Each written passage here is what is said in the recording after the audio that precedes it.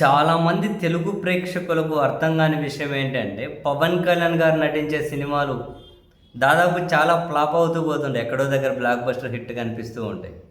చాలా సినిమాలు నష్టాలను మూటగట్టుకుంటూ ఉంటాయని చెప్పి మనం ఆ పత్రికల్లో చూస్తూనే ఉంటాం.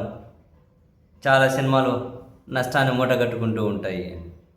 అయినా కూడా వరుస పెట్టి ఆయనకు సినిమా ఆఫర్లు, బ్రహ్మాండంగా సినిమాలు తీసేవాళ్ళు పోటీ పడడం ఎంత జరుగుతుంటుంది. నిజంగా అది ఒక మ్యాజిక్కే. మరి అది ఎట్లా పాసిబులో తెలియదు. తాజాగా వచ్చిన ఉస్తాద్ భగత్ సింగ్ కూడా చూడండి, ఈవెన్ ప్రధాన ఇప్పుడు టైమ్స్ ఆఫ్ ఇండియా ఒకటి రాసుకొని వచ్చింది. వాళ్ళు చెప్పేది ఏంటి, ఈ సినిమాకు రెండో రోజు విడుదలైన రెండో రోజు కేవలం 9 కోట్ల కలెక్షన్ వచ్చిందట. కేవలం 9 కోట్లే. ఫస్ట్ రోజు 34 కోట్లట. ఈ సినిమా బయటపడాలి అంటే 225 కోట్ల గ్రాసు, ఓవరాల్గా 225 కోట్ల గ్రాస్ కావాలట.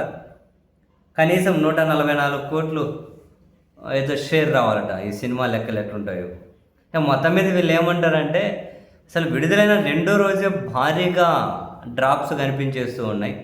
ఆ ధురంధర్ 2 సినిమా తెలుగు వర్షన్ అందుబాటులోకి వచ్చిందట. మామూలుగా ఇప్పుడు వీకెండ్ పండుగలు ఉన్నప్పుడే ఈ సినిమా ఇంత డ్రాప్ అయిపోయింది.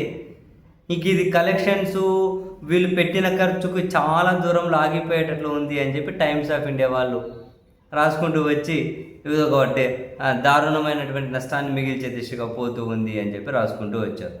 ప్రస్తుత ట్రెండ్ కనుక చూస్తే అంటే భారీ లక్ష్యాన్ని చేరుకోవాలంటే ఇది కష్టంగానే ఉంది, ఆ సినిమా బయటపడాలి అంటే అని చెప్పి రాసుకుంటూ వచ్చారు.